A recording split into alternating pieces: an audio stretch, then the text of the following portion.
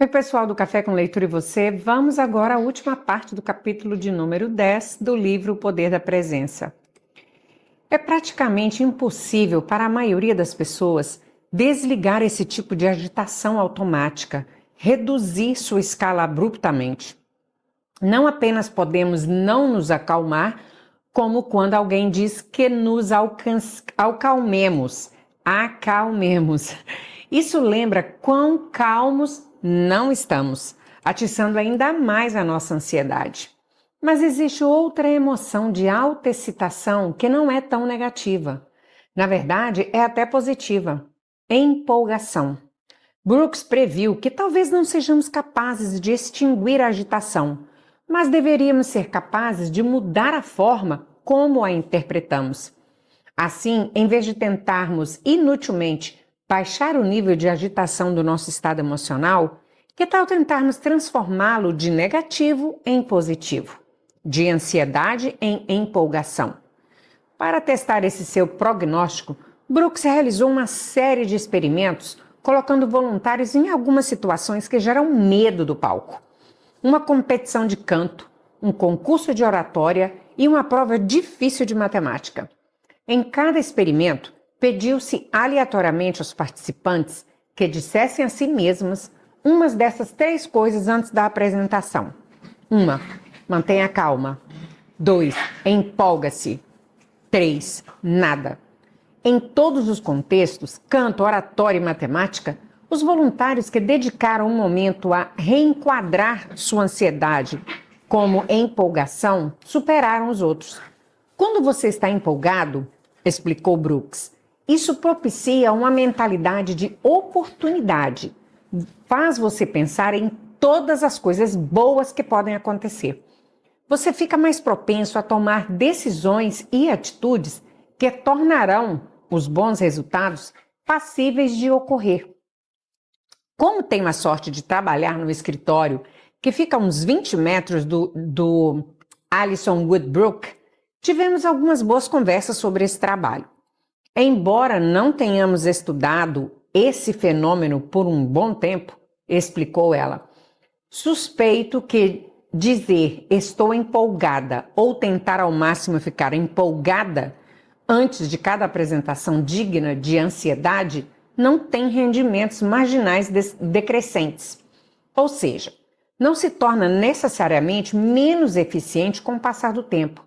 Pelo contrário, os efeitos positivos tendem a se capitalizar com o tempo. Quanto mais você reenquadra sua ansiedade como empolgação, mais feliz e bem-sucedido pode se tornar. É aí que o cutucar entra em ação. Ao se concentrar em cada momento novo à sua frente, e não no resultado da apresentação, lenta e gradualmente, você se cutuca rumo a uma versão mais arrojada, mais autêntica e mais eficaz de si. Reenquadrar a ansiedade como empolgação me ajudou a cantar e a tocar diante de multidões, apresentar minha pesquisa, vender minhas ideias empresariais, lecionar para estudantes de graduação, de MBA e executivos e interagir com meus colegas de Harvard diariamente. Quando uma psicóloga é capaz de pôr suas pesquisas em prática na própria vida, você sabe que está diante de algo bom. Ao simplesmente reenquadrar o significado da emoção que estamos sentindo, cutucando-nos da ansiedade para a empolgação, modificamos nossa orientação psicológica, mobilizando os recursos cognitivos e fisiológicos de que precisamos para obter sucesso sob pressão. Transformamos efetivamente nosso medo do palco em presença de palco.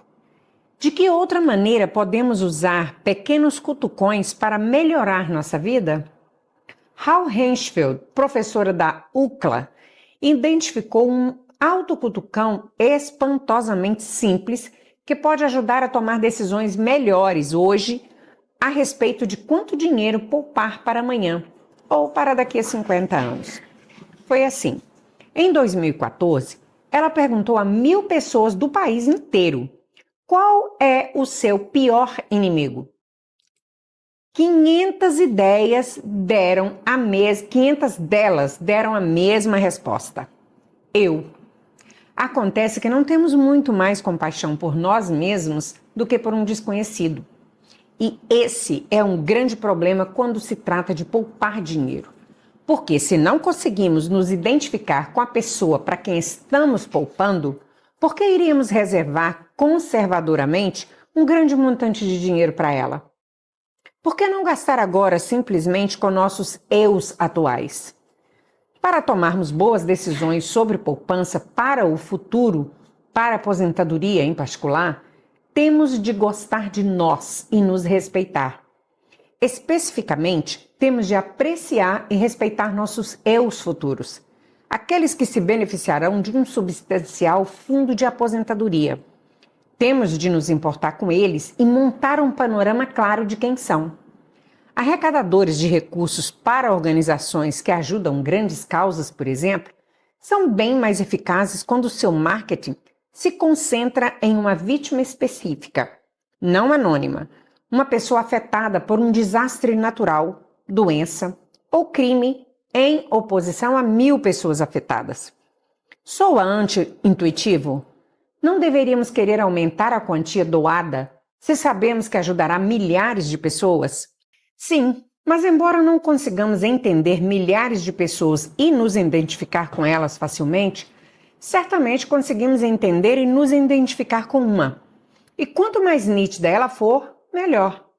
Um estudo de neuroimagiologia realizado por Hirschfeld e seus colegas mostrou que quando as pessoas se imaginavam 10 anos depois, sua atividade cerebral se assemelhava mais a quando estavam pensando numa pessoa totalmente diferente. Matt Damon ou Natalie Portman, por exemplo, do que quando estavam pensando em si mesmas no presente. Hirschfeld e seus colegas também descobriram que quando mostravam aos seus voluntários fotos deles em idades mais avançadas e depois lhes davam a oportunidade hipotética de depositar dinheiro em cadernetas de poupança, os voluntários aplicavam 2 vezes mais dinheiro na conta do que quando não haviam visto as fotos. Quando conseguiam se identificar com seus eus futuros, ficavam bem mais interessados em poupar para aquela pessoa. Hirschfeld, de fato, sugere imprimir uma imagem de seu eu futuro, que você pode, acredite se quiser, criar online e então colocar nos locais onde se posta ao tomar decisões financeiras importantes sobre o seu futuro. Ou sugere escrever uma carta atenciosa ao seu futuro eu antes de fazer escolhas nesse sentido. O objetivo é reduzir a lacuna percebida entre o eu presente e o distante eu futuro. Trazer o eu futuro para o presente, a fim de saudá-lo e desenvolver algum contato com ele. Autocutucões podem até funcionar num nível superficial do vestiário. O que trajamos pode mudar como vemos, sentimos, pensamos e nos comportamos. Por exemplo, em 3 experimentos realizados na Northwestern University, os participantes tiveram de vestir um jaleco branco. No primeiro estudo, vestir o jaleco melhorou a atenção dos participantes. Fundamental a presença em situações dinâmicas e não familiares. Mas os resultados foram um passo adiante. Quando os participantes foram informados de que aquele era um jaleco de médico, vesti-lo melhorou ainda mais sua atenção. Quando informados de que o jaleco de um pintor, não experimentaram o mesmo benefício. Reenquadraram a emoção, fazer amizade com uma foto de seu futuro eu, usar roupas que combinem com um papel. Essas são apenas algumas formas pelas quais podemos mudar o futuro, modificando nossa interpretação com o presente, lenta e gradualmente. Os psicólogos estão começando a voltar sua atenção para a descoberta de outros autocutucões. Isso é só o começo. Maria, uma mulher que vinha lutando contra a depressão que a impedia de se envolver plenamente com seu trabalho, enviou o seguinte e-mail. Eu costumava me identificar com minha inteligência como uma grande fonte de confiança. Após surtos recorrentes de depressão clínica, comecei a me sentir cada vez mais como uma impostora toda vez que começava um novo emprego. Ontem, 45 minutos antes de meu primeiro dia no emprego, consegui me arrastar para fora da cama, fazer uma postura de poder e com um urro me empurrar para o chuveiro, para o carro e, finalmente, para a porta da empresa, da frente da empresa. Não é que Maria nunca mais será assolada por desafios que despertarão suas dúvidas, mas ela terá uma lembrança nova, um novo autoconhecimento, uma sensação de eficiência e poder, sem falar no reforço que obterá de seu superior e dos colegas.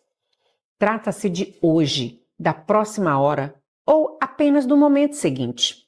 Lembre-se de Eve Fairbanks, a jornalista que aprendeu a surfar, e de como ela descreveu o que aconteceu.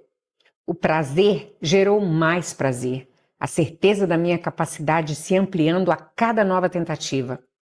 A cada autocutucão, o prazer gera mais prazer, o poder, mais poder e a presença, mais presença.